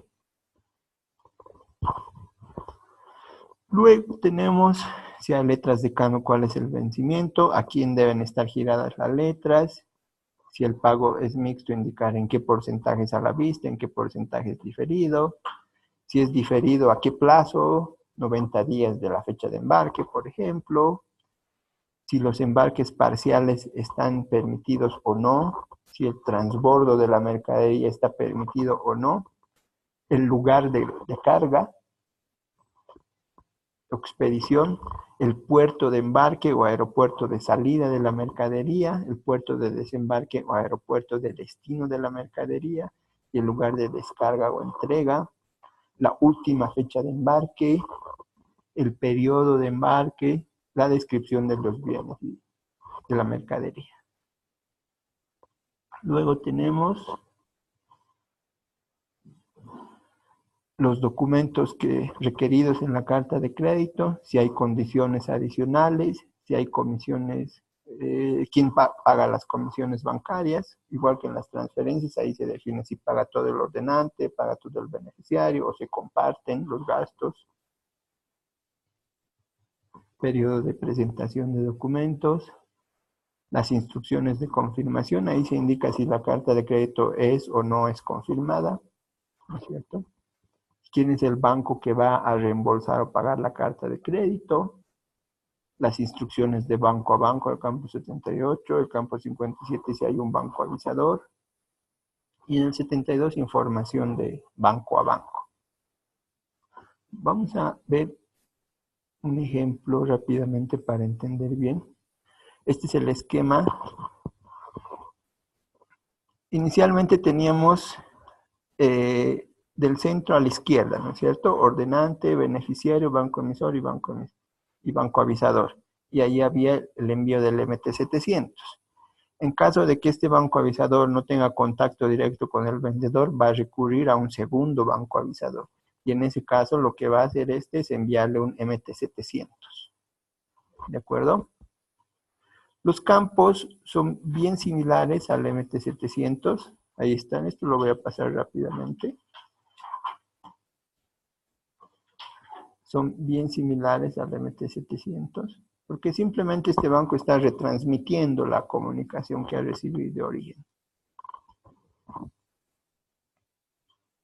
Así que no siempre va a haber un MT-710, porque el banco avisador confirmador puede ser el que haga esa tarea, ¿no? Sí, directamente con el vendedor, entonces ya no hay necesidad de ese 710. Luego, en el caso de la transferencia de la carta de crédito, igual, es lo que decíamos, ¿no es cierto? Cuando explicábamos qué es una carta de crédito transferible, ¿no es cierto? Decíamos, podría haber un segundo vendedor, un segundo beneficiario que se encarga de cubrir el 50% del pedido y el otro el 50%, y entre los dos hacen el pedido total. Este segundo vendedor tiene su propio banco y lo que hace el banco al transferir la carta de crédito, pues es enviar un MT-720. ¿De acuerdo? Ese es el escenario. Cada vendedor por su lado hace el despacho de la mercadería al comprador y presenta sus documentos a su respectivo banco. ¿De acuerdo? Igual, los campos del MT-720 son bien similares al 700 y al 710.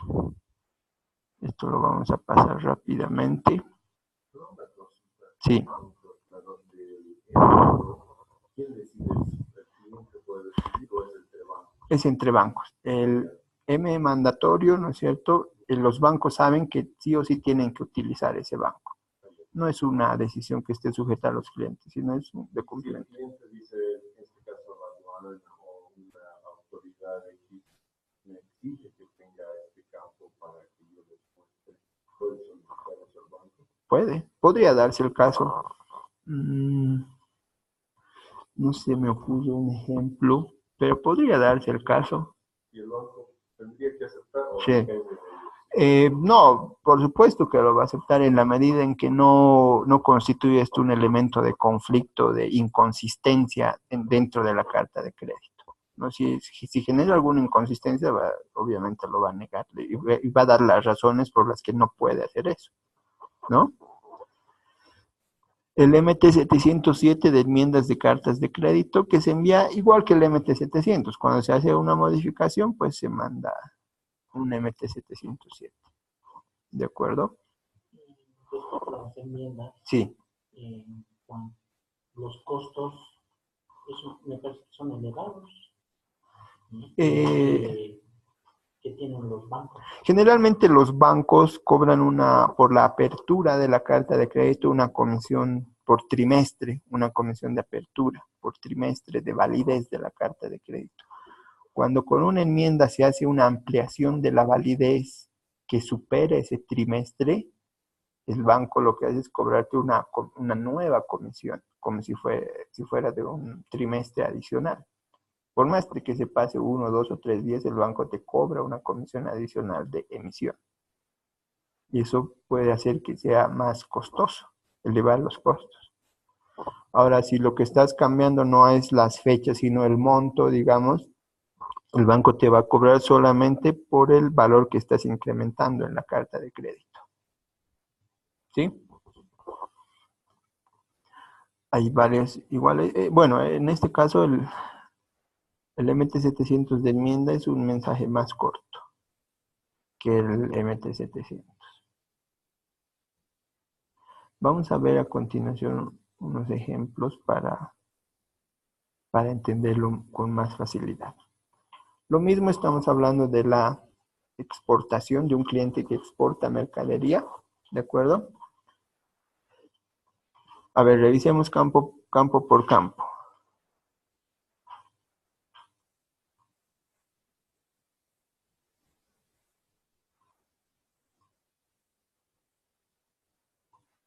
Ya. Campo 27, secuencia de mensajes 1 de 1. Significa que solo es un mensaje. Tipo de carta de crédito irrevocable. Número de carta de crédito LC123. Fecha de emisión 1 de marzo de 2018. Reglas aplicables UCP Latest Version, última versión. Aquí no se ve la fecha de expiración, no sé por qué sale esto.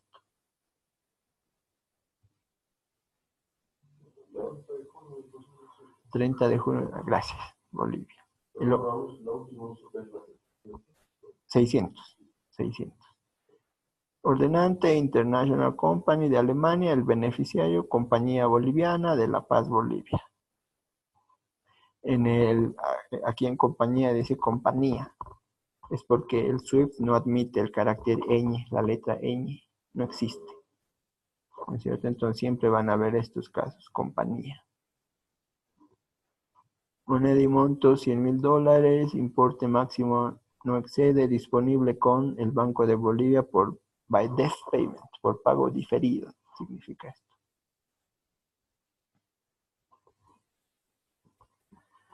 Detalle del pago diferido, en este ejemplo es una carta de crédito a 120 días de la fecha de embarque. Los embarques parciales de mercadería están permitidos, el transbordo está prohibido.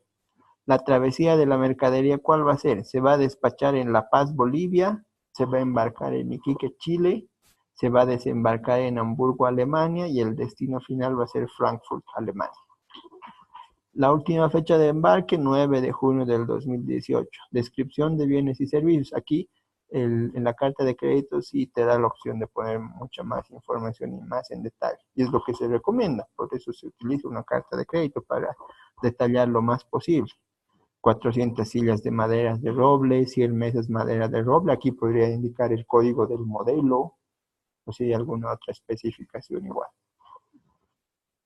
Según la orden de compra número tal, o la factura pro forma, o la cotización, o el contrato de compra. No, este dato sí he visto que muchas veces es utilizado para efectos de control. El Incoterm, en este caso CIP Frankfurt, Alemania.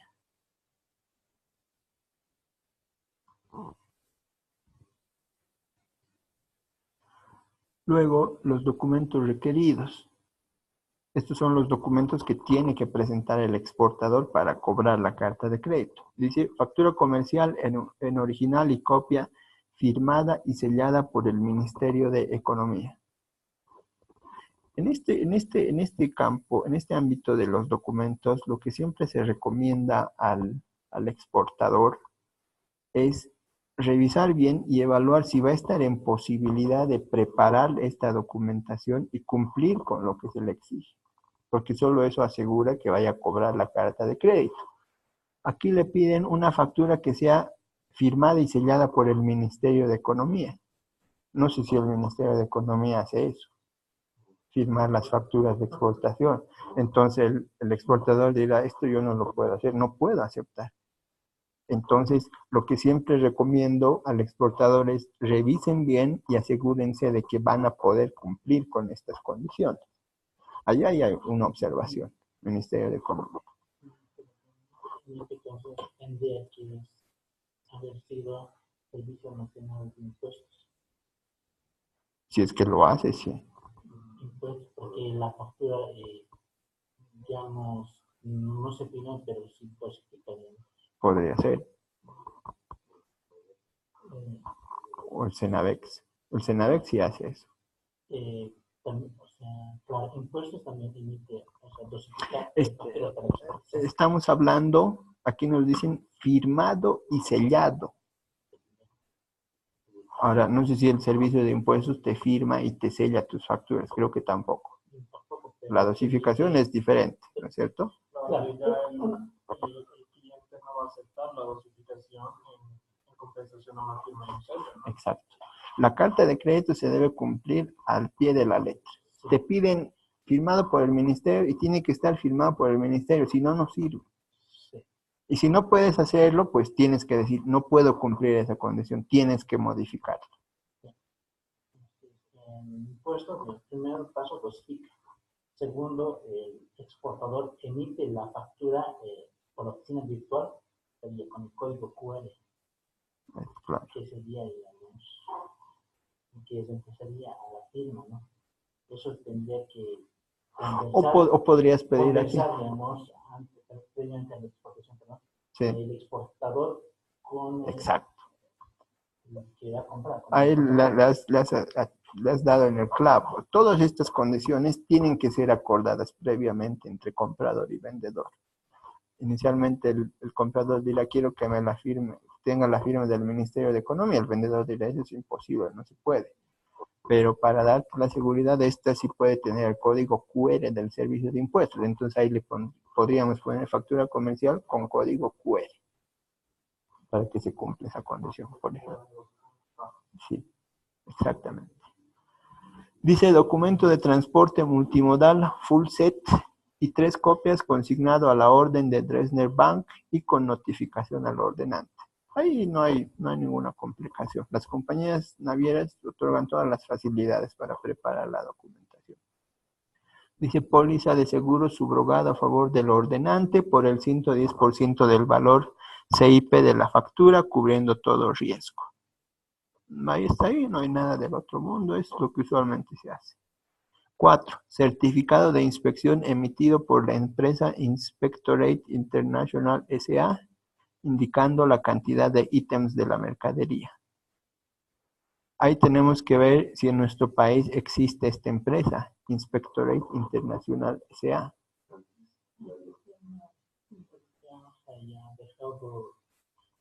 Ya ha acatado la recomendación de la OMA, ¿no? Que ya no debe en Bolivia tener los servicios de los verificadores, ¿no? Entonces este es un documento que no se podría... Actualmente en Bolivia no, pero digamos, sigue habiendo empresas verificadoras en países con menos desarrollo. Ya.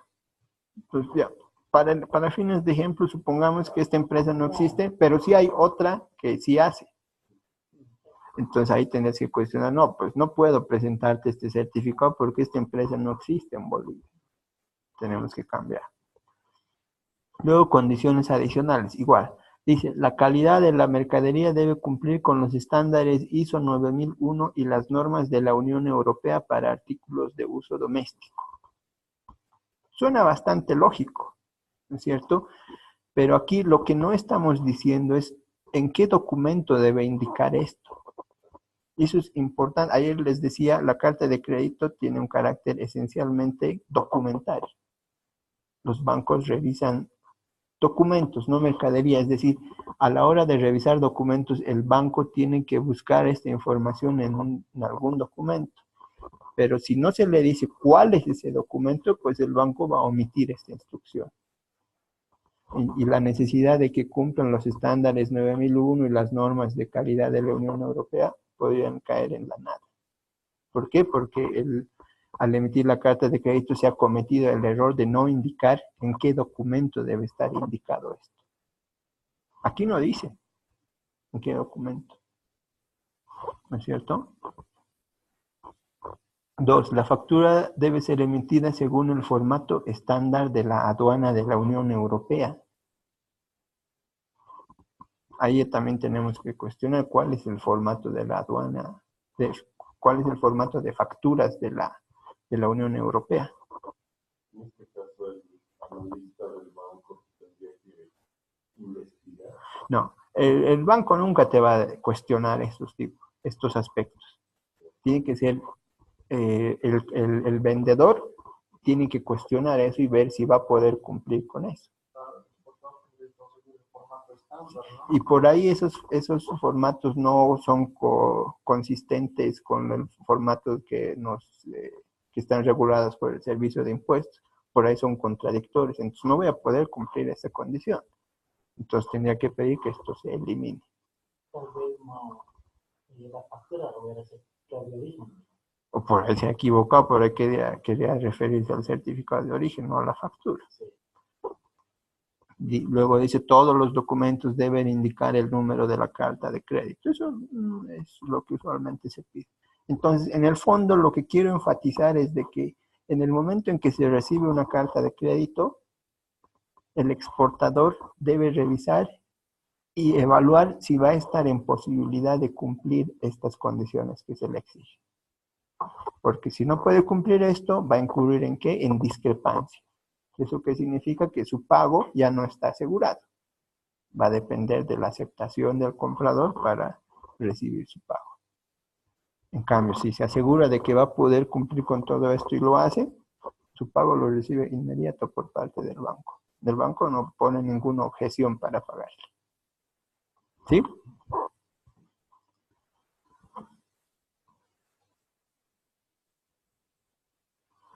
Campo 71B, comisiones bancarias fuera de Alemania por cuenta del beneficiario, dice, es decir, por cuenta del exportador.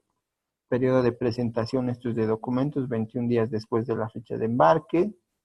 Esta es una carta de crédito confirmada, por eso dice confirm. El banco reembolsador es el Bank of America de Estados Unidos. Instrucciones de banco a banco al vencimiento. Si los documentos están limpios, les autorizamos a solicitar su pago, bajo aviso a nosotros. El banco avisador, el Banco de la Paz. Información del remitente a destinatario, sírvanse notificar la carta de crédito al señor Juan Pérez con este email. Información complementaria. ¿Sí?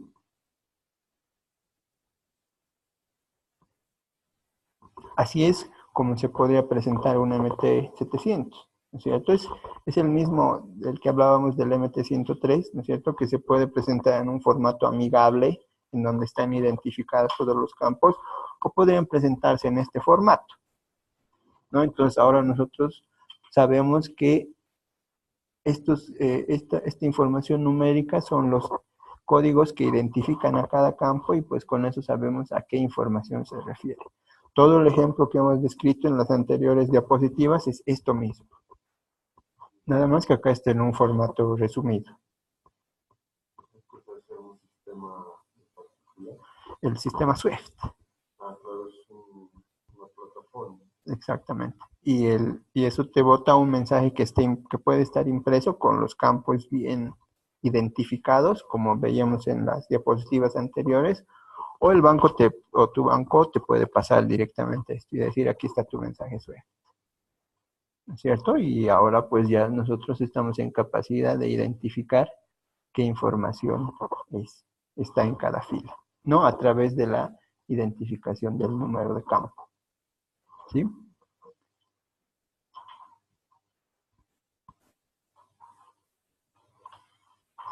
Vamos a ver un ejemplo de enmienda de esos aspectos que hemos observado.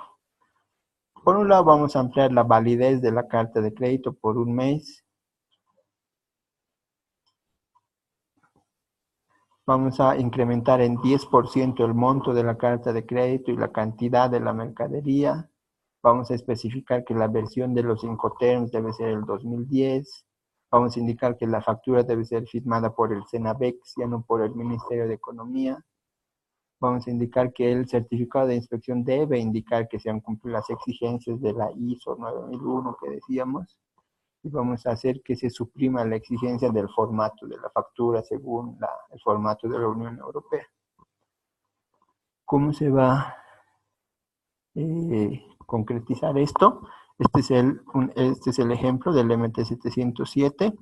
En el campo 30 la fecha de la enmienda en que se hace la enmienda, en el 26 el número de la enmienda. He marcado en rojo lo que estamos modificando. Bueno, este dato también de la fecha de expiración, lo estamos aumentando un mes. Dice nueva fecha de expiración 30 de julio de 2018. Incremento del monto $10,000. El nuevo monto de la carta de crédito ya va a ser $110,000. La nueva fecha de embarque también se ha postergado un mes, 9 de julio.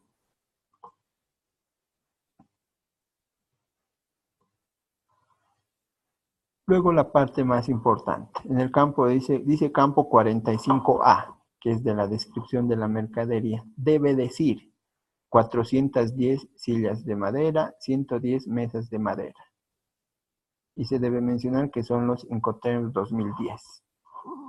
Luego dice campo 46A, inciso número 1, donde dice Ministerio de Economía, debe decir Cenavex. Es decir, ahora ya me piden una factura firmada por el Cenavex. Que eso sí ya puedo cumplir. En el campo 47A, inciso número 1, dice el certificado de inspección debe indicar que la mercadería cumple con los estándares ISO 9001 y las normas de la Unión Europea para artículos de uso doméstico. Aquí sí estoy diciendo en qué documento tiene que estar indicado esto. Antes, ¿se acuerdan? Esta parte en rojo no decía. Y como no decía, pues el banco lo puede pasar por alto al hacer su revisión. Pero aquí se está exigiendo cuál es el documento que tiene que indicar eso. ¿De acuerdo? Campo 47A, inciso número 2, es eliminado. Estamos eliminando ese punto. Aquí un mensaje para el banco que solicitamos la aceptación por parte del beneficiario, le estamos diciendo. ¿Sí?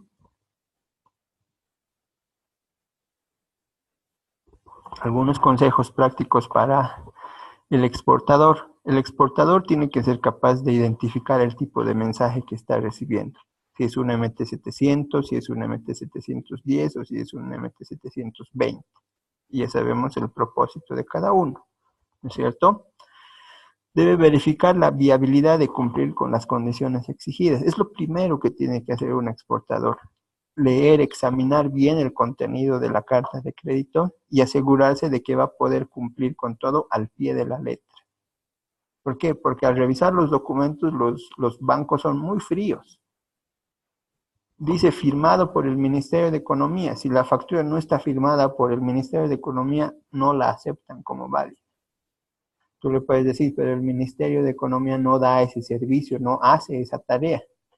Pero la carta de crédito lo exige, te va a responder el banco. Y por lo tanto, estás en obligación de cumplir. Entonces, para evitar eso, hay que verificar previamente si vamos a estar en posibilidad de cumplir con todas esas exigencias. ¿Ya? Y se puede solicitar su enmienda. Exactamente. Verificar la viabilidad de preparar y presentar los documentos exigidos. Va en concordancia con lo anterior, ¿no? Hay que tomar nota que las condiciones de la ALC deben ser cumplidas al pie de la letra, como les decía. Y es mucho mejor si antes se acuerda entre comprador y vendedor los términos de la carta de crédito. Es mejor si antes el exportador recibe un borrador de la carta de crédito. Al banco se le puede exigir un borrador para que lo veas. Porque ¿qué vas a ganar con eso? Que corregir eso de la firma del Ministerio de Economía para evitar que posteriormente haya necesidad de hacer una enmienda, porque eso tiene costos. Y si previamente pedimos un borrador y revisamos y corregimos ese borrador, pues nos vamos a ahorrar la enmienda. No entiendo, perdón, el importador, el comprador en este caso, que la realiza, Sí. no podría ser El exportador no. Todo lo origina sí, exacto. El vendedor se contacta con el comprador para pedirle que haga la enmienda. Exactamente. Algunos consejos prácticos para el importador. lo que les decía, ¿no? Acordar con el exportador las condiciones a fin de evitar el rechazo. O sea, ¿no es cierto? Acordar previamente todos esos detalles. Verificar las condiciones exigidas a fin de evitar enmiendas posteriores, porque como les decía, las hacer enmiendas implican costos, implican a veces retrasos, ¿no? Que generan costos adicionales. Evaluar la conveniencia de las condiciones exigidas, ¿no? O sea, el importador tendrá que cuestionarse por qué ha exigido una firma del Ministerio de Economía.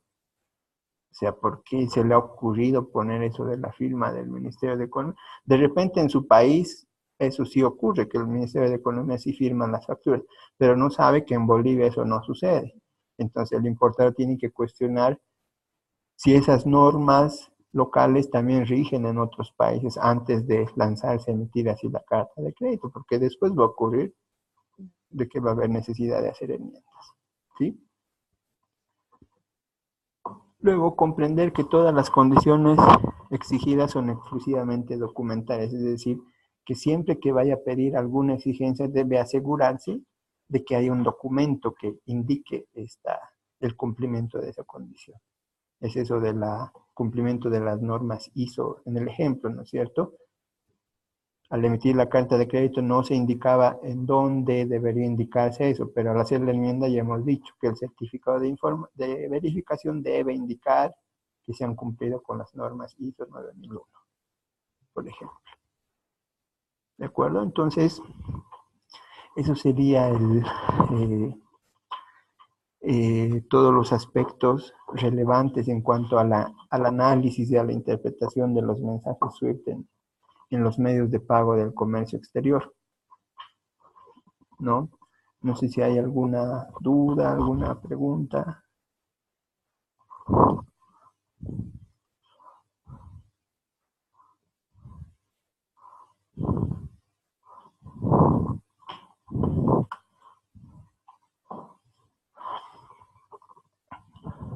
Bueno, como ustedes saben, toda la presentación, la de ayer y hoy, ha sido grabada para que ustedes la puedan descargar y en cualquier momento, si gustan, van a poder volver a revisarla para escuchar toda la presentación y así no se vayan a perder ningún detalle. Hay un grupo de WhatsApp, yo voy a hablar con el director para que les pase el link, les ratifique el link para poder descargar esto. Bueno, y si después se les presentara alguna duda, pregunta, algún tema específico, pues no duden en contactarse para ayudarlos. Bueno. Ahí está. ¿Ves? Este es un MT400. Aquí dice MT400. Aquí está 400. Campo 20, la referencia de la cobranza, la referencia del remitente, el monto cobrado, euros 308.460, monto remitido 380.460, el 1 de marzo del 2018. Claro, sí, ahí está. Este es el MT103 y ahí está en el formato bien amigable que les decía, ¿no es cierto? Y es lo que les decía, ¿no es cierto? Te lo pueden presentar en este formato con los campos bien descritos o así. Exacto, si no hubieras asistido al curso, pues no entenderías qué es esto, ¿no? Pero ahora con la guía que tienes, ya sabes, agarras la guía, la diapositiva del MT400, campo 20, sabes que es el campo 20, lees 33A, sabes que es el 33A, ya lo entiendes, ¿no es cierto? Los bancos obviamente esto lo saben bien porque manejan a diario. O sea, ven y ya no necesitan esto para identificar, pero ya el operador, y para él ya se le complica porque no es algo cotidiano. Sí, totalmente. Totalmente. Totalmente.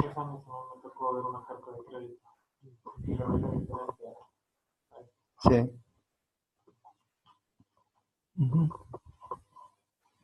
¿Por qué los códigos no van 1, 2, 3, 4, 5 y saltan 23? Es una pregunta interesante. La verdad nunca me he cuestionado eso. supongo que en determinado momento me imagino que han tenido que eliminar, ¿no es cierto? Porque ya no habían, porque esto cambia constantemente. La compañía Swift, que provee el servicio, en noviembre de cada año hace actualizaciones.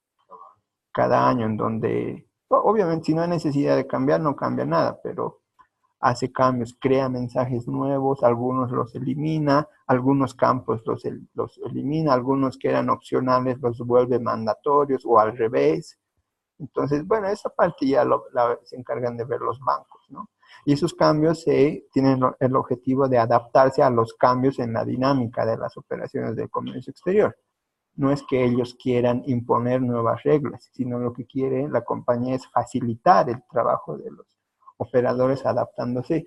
Lo mismo sucede con la actualización de los Incoterms, ¿no es cierto? No es que haya una entidad que quiera imponer unas nuevas reglas, una nueva versión, sino que las nuevas versiones de los Incoterms salen porque los usos y costumbres a lo largo del tiempo van cambiando en la operativa, ¿no es cierto? Y es necesario adaptar los Incoterms a esos nuevos procedimientos. Más o menos va por esa lógica las actualizaciones que se hacen en Swift.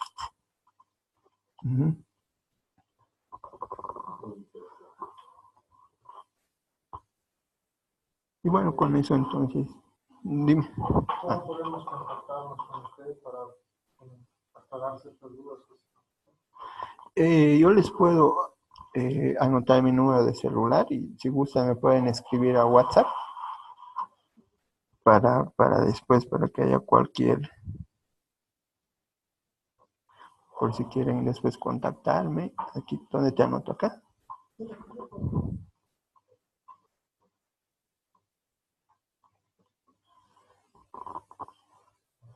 Y me escriben, yo les respondo y si no, ahí ya les doy mi correo electrónico para que ya me escriban más. Si es que Héctor Ríos.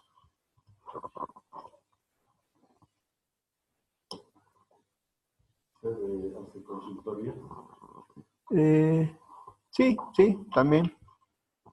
También ahora estoy con más tiempo y sí tengo posibilidad, porque sí he visto que hay mucha necesidad. Lastimosamente, como tú decías, a veces hay bancos que no te otorgan una buena atención. Y no es porque haya falta de voluntad, sino es falta de conocimiento.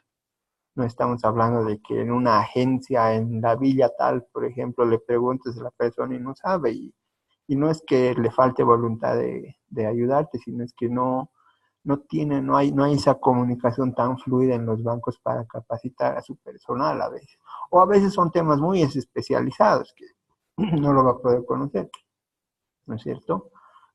Eso sí, he visto bastante y hay muchas veces que ha sido necesario reunirse con clientes para aclararle más dudas. Bueno, entonces con eso habríamos concluido y pues ya me pueden contactar para cualquier consulta que tengan. Bueno, no tienen por qué. Y tengan buenas noches. No, ¿por qué? Okay. Hasta luego. Que les vaya bien. Hasta luego. Chao, chao. Igual.